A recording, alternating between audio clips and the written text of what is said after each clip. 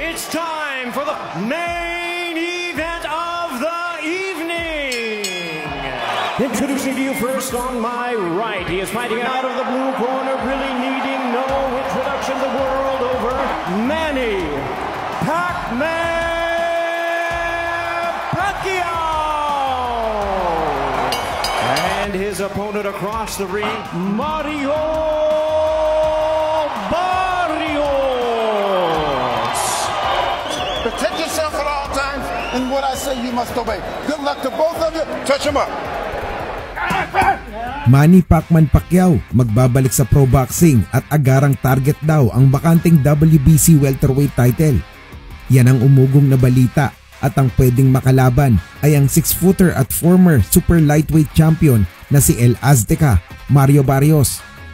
Matagal-tagal nang inaabangan ang sinasabing pagbabalik ng ating pambansang kamao at sa edad na 45, kakayanin pa ba ni Pacman ang mga batang mandirigma? 29 wins, 2 losses and with 18 wins coming by way of knockout ang ring record ni Mario Barrios at kasalukuyang hawak ang WBC interim welterweight belt. 62 wins, 8 losses, 2 draws and with 39 victories by knockout naman ang Hall of Fame record ni Manny Pacquiao. Almost 3 years nang walang pro fight si Manny. Ang huli pa nung natalo sa kamay ni Yordenis Ugas noong August 2021 at nagretiro. Mga tol, dalawa ang common opponents ni Pacquiao at Barrios. Ito ay sina Keith Thurman at Yordenis Ugas. Tinalo ni Pacman si Thurman noong 2019 at olats naman si Pacquiao kay Ugas. Talo naman si Barrios kay Thurman pero ginulpi ng husto si Ugas. Narito ang huling sampa ni Pacquiao sa lona at ang highlights ng laban ni Barrios at Ugas. Narito ang exhibition bout ni DKU, age 43. Bahagyang mas matangkad talaga at mas mabigat kay Pacquiao. Ito na si Manny Pacquiao. Mga idol, yung laban na to naganap pa noong December 11, 2022 at ito yung huling nakita natin si Pacquiao na lumaban sa lona.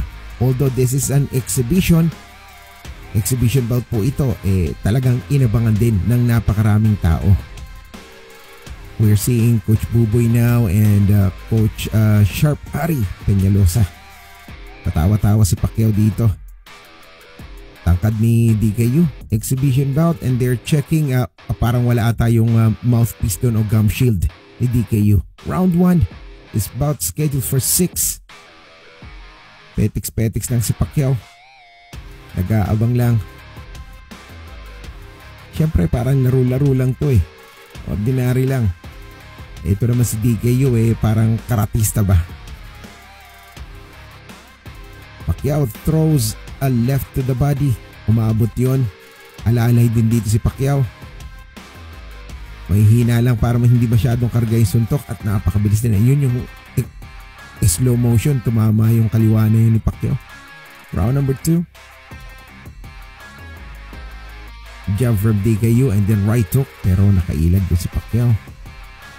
Mukhang nagagalit na din dito si DKU, nanggigigil din. Pacquiao, mukhang nakatama yung kaliwa na yun ni Pacquiao. Naramdaman yun, another one. Pero hindi na sinusundan ni Pacquiao. Dati pagka ganun, pag umabot siya ng isa't napansin niyang medyo kumurap yung mata mo, papaulanan ka na nito ni Pacquiao End of the round, let's see the slow motion. Napabuntok na. Daplis lang pala yun, idol, Round 3 of 6. 2 minutes lang po ito kada round. Kaya napakabilis. Na naman, hinahunting na para medyo nagseryoso na dito si Pacquiao. Tumama na naman. Iba yung movement ng Pacquiao dito. Ang bilis, Ayun ang gigil, Maabot yung body shots na yun. Ito, pinupupog na ni Pacquiao. Sabi niya siguro, tikman mo ang tunay na ang kamao ng isang tunay na boksingero. Body shot again, nawawala na sa balance. Itong si DKU, ito medyo nanggigil na si Pacquiao. Parang nahilo dito si DKU. Napilitan na lang yung makeup. Let's take a look at slow motion. Tumama kasi yung kaliwa na yung DKU. Kaya kaliwa ni DKU kaya nanggigil si Pacquiao. Ayun ang tumama. Parang namutla tuloy yung kulay ni DKU Mga idol, yung laban na to ginanap po sa Korea International Exhibition Center in Goyang, South Korea. Nakatama kasi kanina doon si DKU. Parang nanggigil si Pacquiao tuloy. Tinamaan mo ako, agantihan kita. Pero dito parang nag-aalalay na lang. Puro kanan na lang yung gustong patama ni Pacquiao pero mas malakas pa rin. Ayun oh, kita mo hindi alam ni DKU, body shot, tumama yun.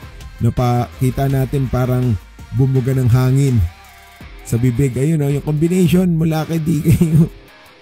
Sabi ng referee, end of the bell na. End of the round. Sabi ni DKU, ano ba itong pinasok ko? Paika-ika, and this is the 5th round, scheduled for 6. Wala pa yung tuhod ni DKU at parang nag-jogging-jogging pa. Ay, pinupog na ni Pacquiao ng kaliwa. Hindi alam ni DKU kung paano umilag at paano mag-cover. Ito pinagpahinga ng referee dito dahil suntok daw sa batok. Siyempre tulong na rin, hindi pwedeng sunod-sunod, baka mamaya himatayin ito sa lakas na suntok ni Pacquiao eh. Combination coming from Manny. Petiks lang. Then end of the round, patawa-tawa lang si Manny. I'm not sure how much yung kinita dito ni Pacquiao for an exhibition, pero mukhang punong-puno din yung arena. You know? 6th and final round. Pacquiao still on the hunt, looking to take down. Ay, ayun, ang linis ng uppercut na yun. Sabi ni DKU, ano ba nangyari? Mukhang pinagpahinga siya rito. And sabi ni referee, timeout muna. At 30 seconds left. Pacquiao, medyo pa easy. Tumama na naman yung kanan niya. Parang semento yun, idol. Another left. Pinatama ni Pacquiao. At still nagpasalamat pa rin, wala ng experience. At naging draw yung laban. Exhibition lang kasi to mga idol.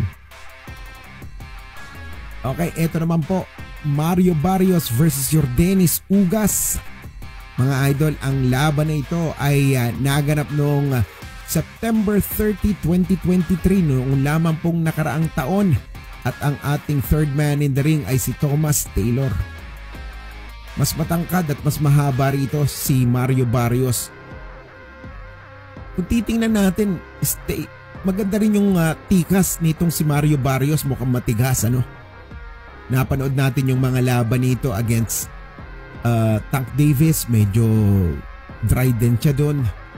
And then kay Keith Thurman, magain yung mukha nito, but there was a good left jab coming from Mario Barrios, sending Yordenis Ugas to the canvas. That is a 10-8 round.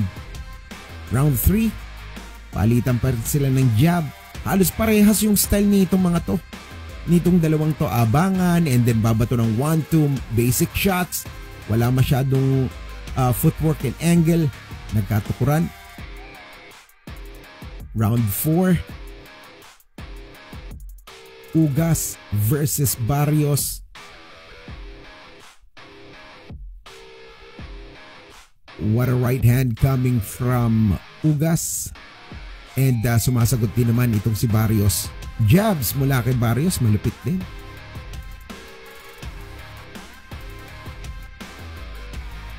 Pag mahahaba yung galamay at alam mo mas matangkad ka, mas mainam talaga na gamitin mo yung yung reach mo. Throw that jab. Try mong i-double jab and then sundan mo ng straight. Karamihan effective yun eh. So ang ginagawa ng iba is after throwing that first jab, ibabato nila yung pangalawang jab together na halos isasabay nila yung step nila forward para mas makalapit to throw that right straight. And itong laban na to ay para sa WBC Interim World Welterweight Title. Round number 7. Patuloy ang pag-atake rito ni Mario Barrios. Back and forth action. As expected, halos parehas ng style. Abangan kung sino makaunang makatama. Yun ang nakakapuntos. There was a good right coming from Yordenis Ugas pero sumasagot pa rin itong si Mario Barrios. Barrios believes that pag tinamaan niya itong si Ugas, titiklop din. Nababawasan yung speed dito ni Ugas. Napapansin natin katulad nun, nag-overcommit siya, buti na lang hindi nakapitalize yun ni Barrios. But there's a good sneaky left coming from Ugas. Round number 9 na tayo. Unofficial scorecards, namang si Barrios 77-74. 2 left hooks, isa sa bodega, isa sa panga ang pinatama doon ni Mario Barrios.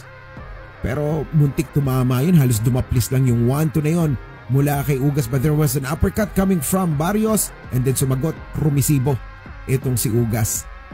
Round 10. This bout scheduled for 12.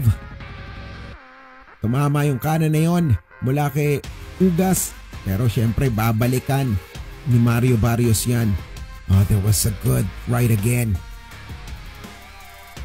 Maganda yung stamina rito ni Mario Barrios. Nakikita mo naman sa tindig mga idol, ano? And whenever he throw combinations, hindi nawawala yung kanyang balanse. Uppercut, left hook to the body momentarily, ano? Round 12 and final round. There's a good left. Bagsak luhod si Yordenis Ugas sa lubong. Nag-overcommit siya doon at niluwa yung mouthpiece mga idol.